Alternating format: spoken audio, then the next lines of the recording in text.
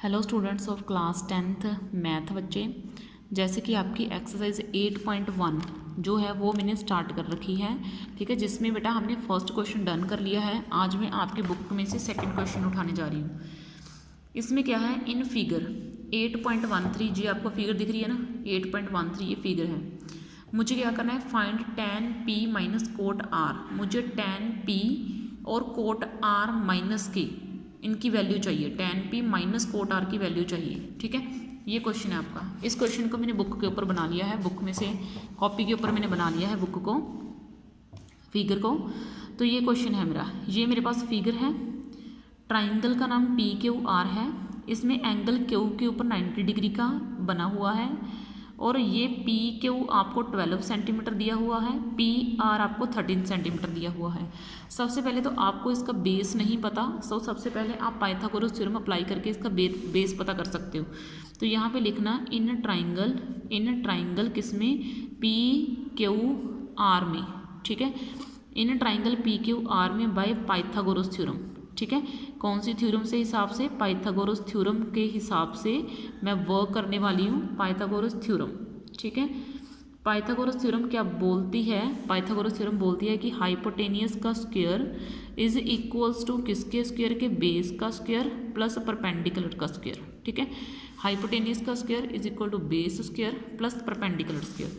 Hypotenuse जो है वो कितना है भाई आपका 13 का स्क्वायर, और बेस कितना है आपका, बेस आपको पता नहीं तो आप इसको क्यू आर का स्क्वायर ही लिखा रहने देना। ठीक है, और उसके बाद आपको परपेंडिकुलर ये कितना है 12, तो 12 का स्क्वायर ये लिख दो। 13 का स्क्वायर कितना है 169। ठीक है, तो ये क्यू आर का स्क्वायर वैसे ही पड़ा रह गया आपका।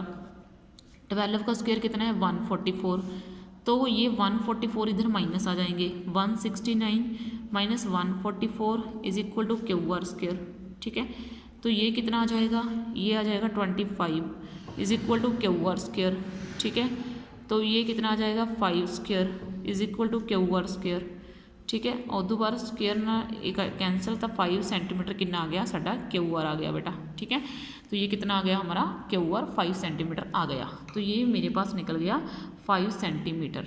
ठीक है, अब उसने मुझे क्या बोला कि आप tan की वैल्यू अलग अलग एंगल के ऊपर है, p के ऊपर है, और कोट की वैल्यू अलग एंगल के ऊपर है, वो r के ऊपर है। तो सबसे पहले मुझे tan p निकालना है। ठीक है, तो मैं tan p निकालने के लिए क्या करूँगी, ठीक है, p किधर वाली साइड है, उधर वाली साइड है, ऊपर वाली साइड है p, तो हमें राइट एंगल ट्राइंगल को क्या करना पड़ेगा, उल्टा करना पड़ेगा, यानी कि ये राइट एंगल ट्राइंगल को हम इस तरीके से देखेंगे। ठीक है, तो ये वाली चीज़ जो है वो आपका क्या हो जाएगी, बेस। ठीक है, और ये वाली चीज़ आपका क्या हो जाएगी, परपेंडिकुलर। ठीक है, ये चीज़ आपका क्या हो जाएगी, परपेंडिकुलर, और ये चीज़ आपका क्या हो जाएगी, बेस। ठीक है, तो इस तरीके से मुझे जो है वर्क करना है। tan p, तो tan p जो है वो क्या निकलेगा मेरा, tan p आपका निकल जाएगा p अपॉन b। ठीक है, परपेंडिकुलर अपॉन बेस के इक्वल होता है ना, तो ये देखो मैंने आपको फॉर्मूला नहीं करवाया हुआ, पंडित बद्री प्रसाद हर हर बोले। ठीक है, तो ये फर्स्ट वैल्यू साइन के लिए स्टैंड करती थी, सेकंड वैल्यू कोस के लिए स्टैंड करती थी, और थर्ड वैल्यू आपके tan के लिए स्टैंड करती थी। ठीक है, और आपको tan की वैल्यू तक ही मतलब होना चाहिए ना, तो tan की वैल्यू परपेंडिकुलर अपॉन बेस है, तो परपेंडिकुलर आपका क्या बन गया, ये वाली चीज़, ये परपेंडिकुलर हो गया। उल्टी देखनी है ना, मैं राइट एंगल ट्राइंगल इधर वाली तरफ से देखे तो ये परपेंडिकुलर है 5, और बेस कौन सा है 12, तो 5 अपॉन 12, तो ये मेरा हो गया tan p। ठीक है, उसके बाद आपका है कोट r। ठीक है, कोट r यानी कि इसके हिसाब से, तो अब तो राइट एंगल ट्राइंगल सीधी ही है, अब तो कुछ भी उल्टा करने की ज़रूरत नहीं है। लेकिन कोट r आधे बच्चे कंफ्यूज हो जाएंगे कि कोट r का कैसे निकलेगा। कोट r tan को उल्टा कर दो। ठीक है, यानी कि परपेंडिकुलर अपॉन बेस tan था ना, तो बेस अपॉन परपेंडिकुलर हो जाएगा। ठीक है, बेस अपॉन परपेंडिकुलर क्या निकल जाएगा, tan। ठीक है, तो बेस कौन सा है 5, परपेंडिकुलर क्या है 12, तो ये क्या हो जाएगा 5 अपॉन 12। ठीक है, तो अब उसने क्या बोला, दोनों को सब्ट्रैक्ट कर दो, tan p और कोट r को आपस में सब्ट्रैक्ट कर दो। ठीक है, tan p minus coat r। ठीक है, तो ये क्या हो जाएगा 5 अपॉन 12 माइनस 5 अपॉन 12, तो ये कितना आ गया, इसका आंसर 0 आ गया। देखो इस तरीके से आपने क्वेश्चन जो था वो निकालना था। ठीक है, तो अब बेटा हम पढ़ते हैं आपके थर्ड क्वेश्चन की तरफ। तो अब देखो बेटा आपका थर्ड क्वेश्चन क्या है, ठीक है। थर्ड क्वेश्चन आपका है कि अगर आपको साइन ए दिया हुआ है 3/4 तो मुझे cos A and tan A find करके बतानी है, ठीक है। तो मैं क्वेश्चन को यहाँ पे उतार देती हूँ। इफ़ आपको साइन ए दिया हुआ है कितना 3/4 है, तो फाइंड करके बताओ किसकी वैल्यू, कोस ए की वैल्यू एंड tan ए की वैल्यू, इन दोनों की वैल्यू फाइंड करके बताओ, ठीक है। कोस ए की वैल्यू एंड tan ए की वैल्यू फाइंड करके बताओ। अब सबसे पहले आपको ना तो कुछ दिया हुआ है, तो आप करोगे क्या, सबसे पहले राइट एंगल ट्राइंगल ड्रॉ करनी है आपने एक, ठीक है। राइट एंगल ट्राइंगल को धीरे से ड्रॉ करते जाओ। तो ये लो मैंने एक राइट एंगल ट्राइंगल ड्रॉ कर ली। तो इस राइट एंगल ट्राइंगल का मैंने कुछ नाम रख दिया। यहाँ पे मैंने एंगल ए रख दिया, यहाँ पे एंगल बी रख दिया और यहाँ पे एंगल सी रख दिया। आप चाहो तो यहाँ से स्टार्ट कर सकते हो। मैंने एंगल ए इसलिए लिया क्योंकि यहाँ पे एंगल ए के अकॉर्डिंग पूछा गया है, तो मैं इसको सीधा रखना चाहती थी राइट एंगल ट्राइंगल को। तो ए, यहाँ पे बी और ये रहा मेरा सी, ठीक है। तो अब आपको वो कोड वर्ड लर्न होना चाहिए, पंडित बद्री प्रसाद हर बोले, ठीक है। तो ये मैंने लगा दिए इसके नीचे। तो ये वाली चीज़ जो फर्स्ट है वो किसके लिए है, वो है साइन के लिए स्टैंड करती है, ठीक है। और जो सेकंड चीज़ है वो किसके लिए स्टैंड करती है, वो स्टैंड करती है कोस थीटा के लिए, कोस के लिए आई मीन। और जो थर्ड वैल्यू है वो स्टैंड करती है आपके tan के लिए, ठीक है। वो किसके लिए स्टैंड करती है, आपकी tan के लिए। ये साइन के लिए स्टैंड करेगी, ये कोस के लिए स्टैंड करेगी और ये चीज़ आपके tan के लिए स्टैंड करेगी, ठीक है।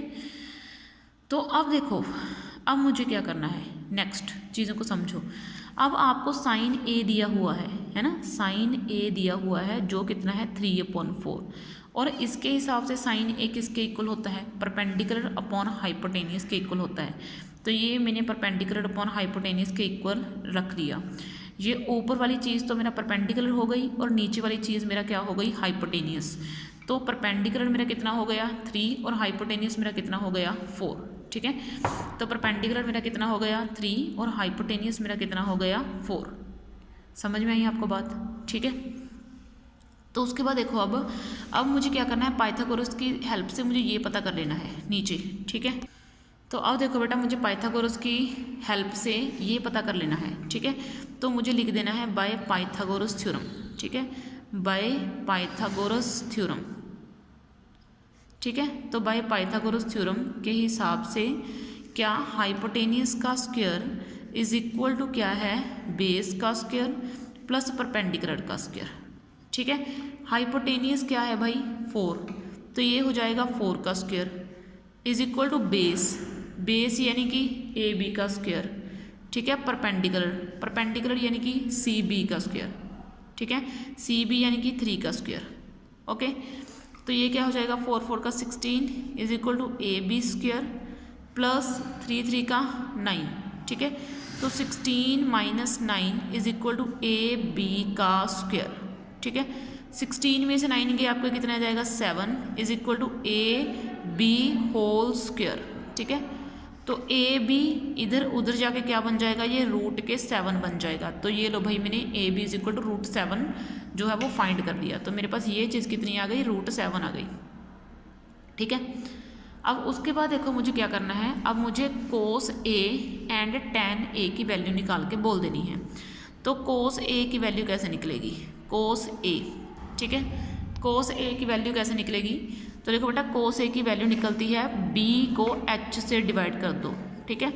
बेस कितना है √7, हाइपोटेनियस कितना है 4, ठीक है।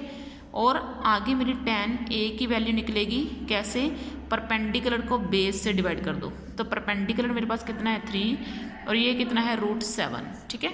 तो इस तरीके से बेटा मैंने आपके 2 क्वेश्चन इस वीडियो में कवर कर दिए हैं। बाकी